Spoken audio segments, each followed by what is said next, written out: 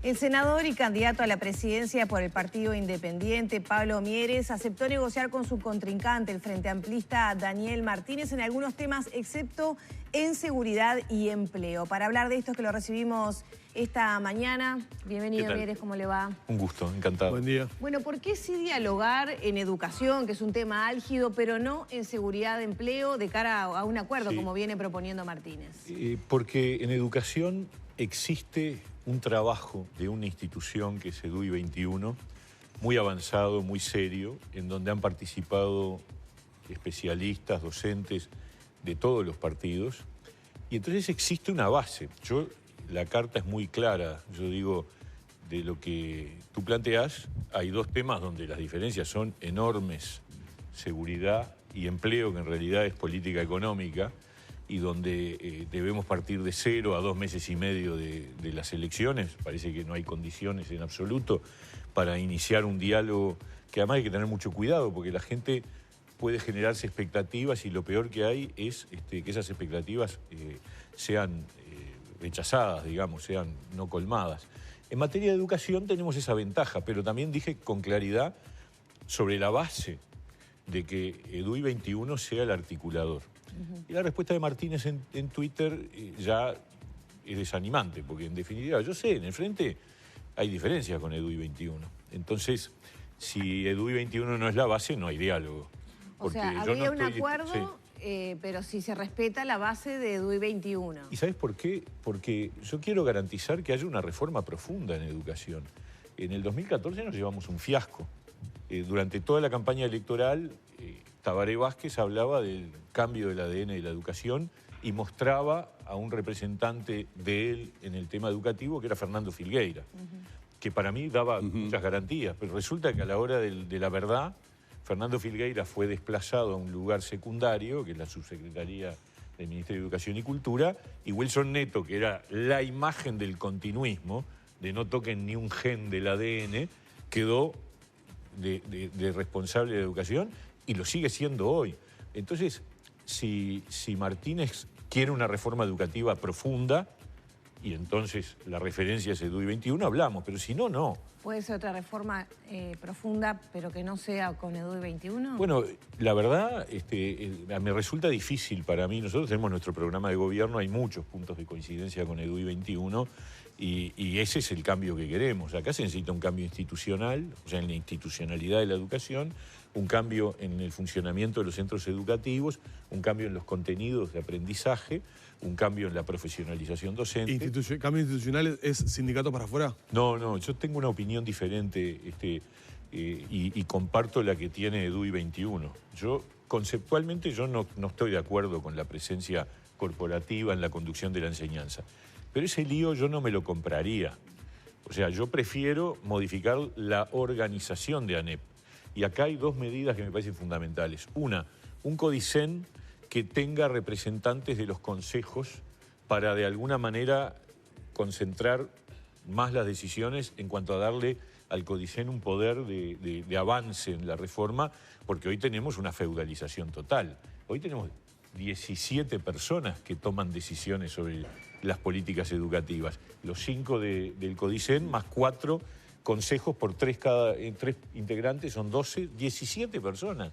Bueno, no hay política pública ninguna, ni la de educación, ni cualquiera, que esté gobernada sensatamente y eficientemente por 17 personas. Entonces, primero CODICEN con representación de las distintas reparticiones.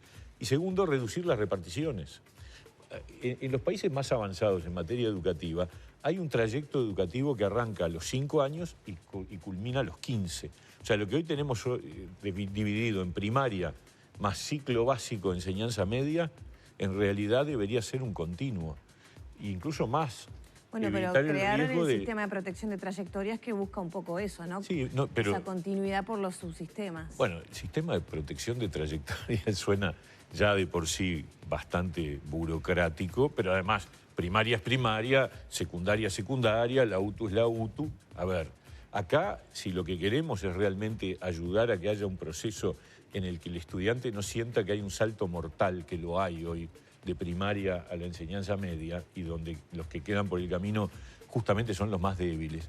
Fíjense lo que pasó, ¿no? El Instituto de Evaluación Educativa publicó un informe donde la síntesis principal de su contenido es que la inequidad en los aprendizajes es muy alta. Y eso viene siendo de hace muchos años. Y es dramático, porque un gobierno de izquierda resulta que la educación en ese gobierno de izquierda, en vez de ser un reparador de desigualdades, como debe ser la educación en cualquier sociedad, es decir, un mecanismo de generación de oportunidades, se convierte en un disparador de diferencias. Bueno, eso tiene que cambiar radicalmente. Entonces, yo no estoy para un diálogo que termine en un PIF, porque ya tuvimos en materia educativa 3 experiencias. En el 2010, cuando Mujica convocó a 4 grupos de trabajo, no funcionó. En el 2012 hubo un segundo acuerdo que propuso el senador Larrañaga y que Mujica aceptó y tampoco se cumplió.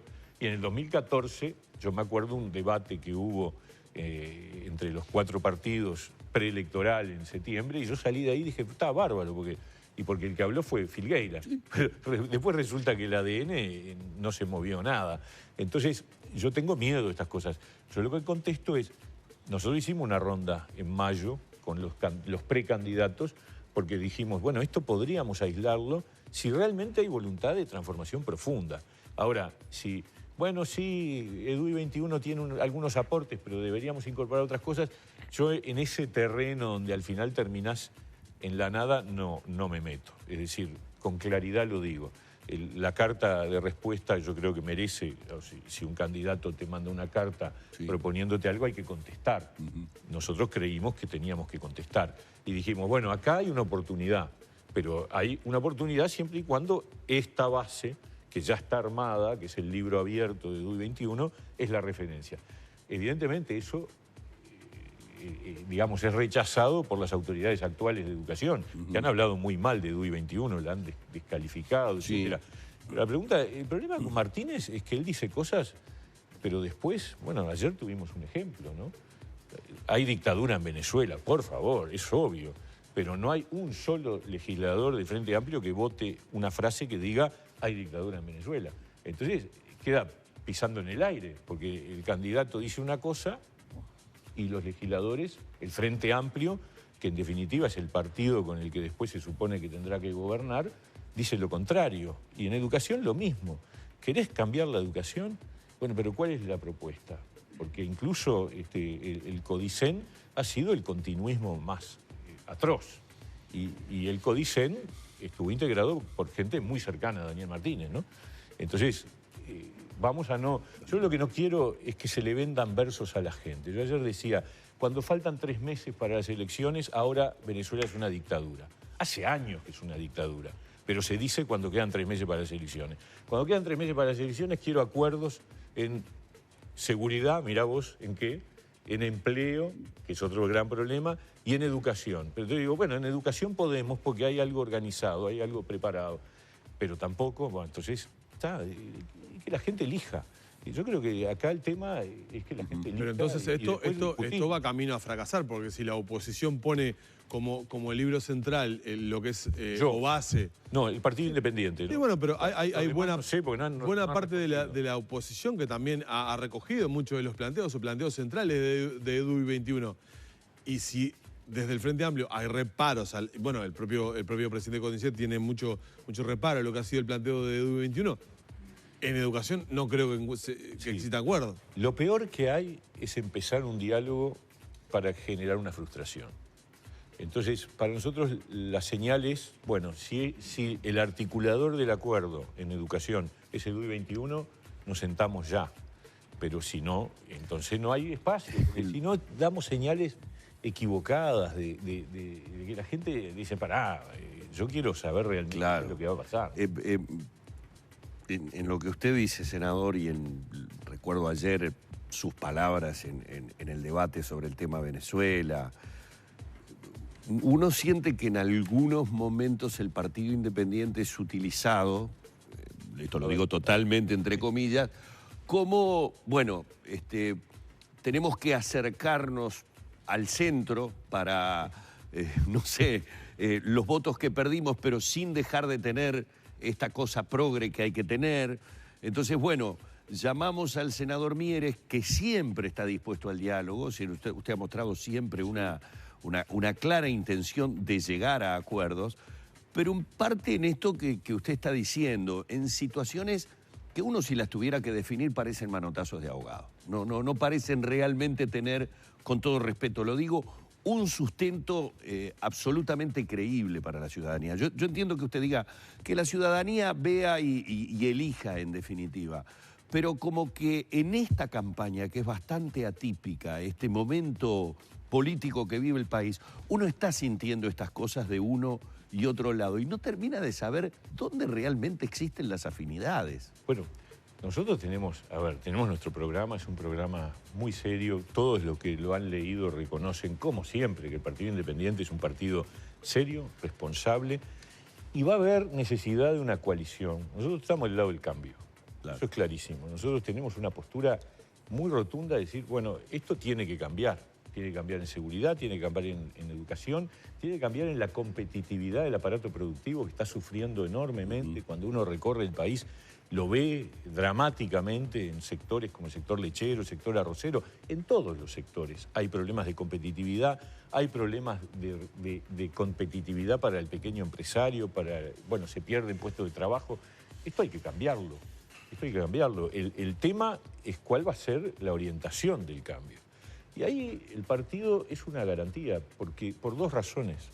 Una, porque tenemos contenidos de sensibilidad social, de preocupación por los débiles, que cuando uno dice, bueno, pero ahora la cosa va para el otro lado, ojo con que se nos convierta en un cambio conservador, en un cambio que pierda por el camino conquistas sociales, que yo creo que son valiosas, porque en estos años ha habido cosas positivas, sin ninguna duda. Me parece que el que diga fue todo malo es un necio, es decir, no está viendo la realidad. Entonces hay muchas cosas que hay que cuidar y sobre todo hay que recuperar la integración social. Y nosotros somos en ese sentido una garantía de que el cambio tenga sensibilidad. Y ese es el gran debate.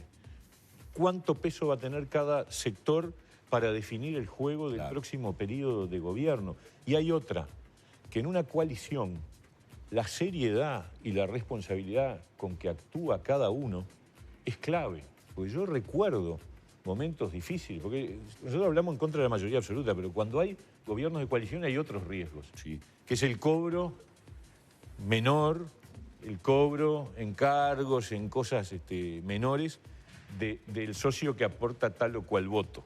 Bueno, nosotros en eso somos garantidos. La gente sabe que nosotros no vamos ni por cargos, ni por prebendas, ni por nada. Es más, vamos a exigir transparencia, vamos a exigir medidas concretas de transparencia, de combate a la corrupción, para decirlo de una manera más clara. Claro. Entonces, por eso nosotros tenemos un rol a jugar que dependerá, por cierto, de cuánta gente nos apoye, y si cuanto más gente nos apoye, más garantías va a haber de que el cambio no sea una vuelta atrás, ni una restauración, ni un triunfo conservador, ni la corrida del péndulo para el otro lado.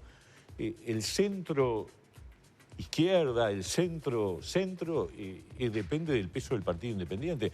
Y ese es el gran asunto que queda en estos 2 meses y medio, es decir, que la gente defina dónde pone su voto el 27 de octubre, que es cuando se resuelve el problema, porque después habrá una final entre los dos candidatos presidenciales, pero ninguno va a tener mayoría. Por lo tanto, las estructuras de mayoría... ¿Por qué se instaló esa idea que usted ya tiene arreglado un acuerdo con el candidato opositor? Yo qué sé, la verdad, no hay ninguna razón que lo amerite. Nosotros hemos mantenido posturas muy claras, las seguimos manteniendo.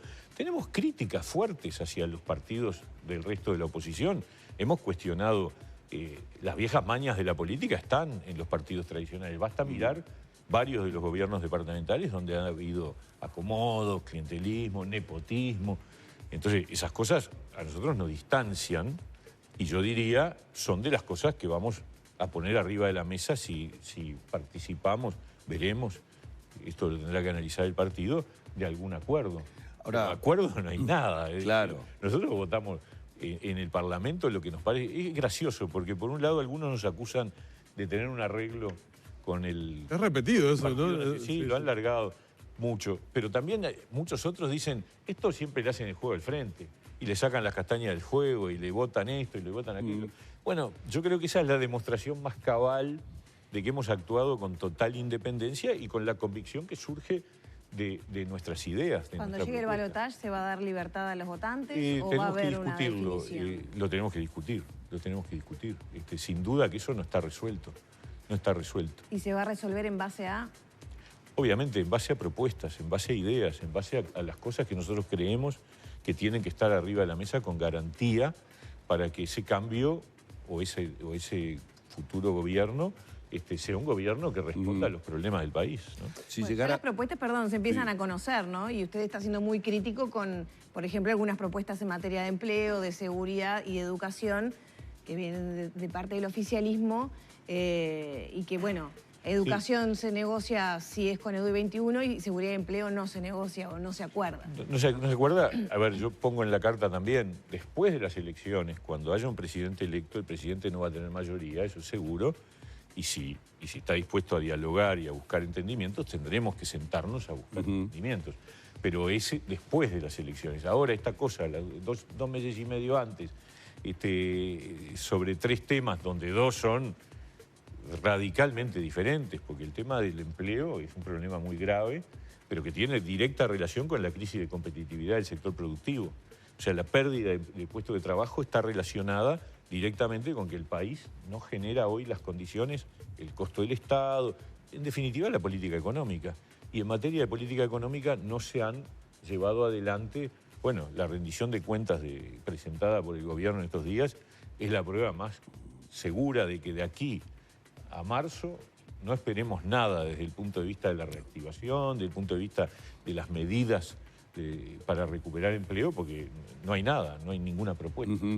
Le iba a preguntar, no es capciosa la pregunta, simplemente por una percepción simplemente mediática, o sea que no tiene ningún tipo de asidero ni fundamento de nada. Si llegara Talvi al balotaje, ¿puede ser que lo vea más cerca de la posición de Talvi? Me pareció que hubo puntos de encuentro y que ciertas decisiones que se han tomado en el Partido Colorado últimamente van en coincidencia con... Talvi, el Partido Colorado, más bien Talvi, porque el Partido Colorado es una cosa muy amplia. Exacto. Y así como hay una derecha pura y dura afuera hoy en el Cabildo Abierto, hay también derecha pura y dura en el Partido Colorado.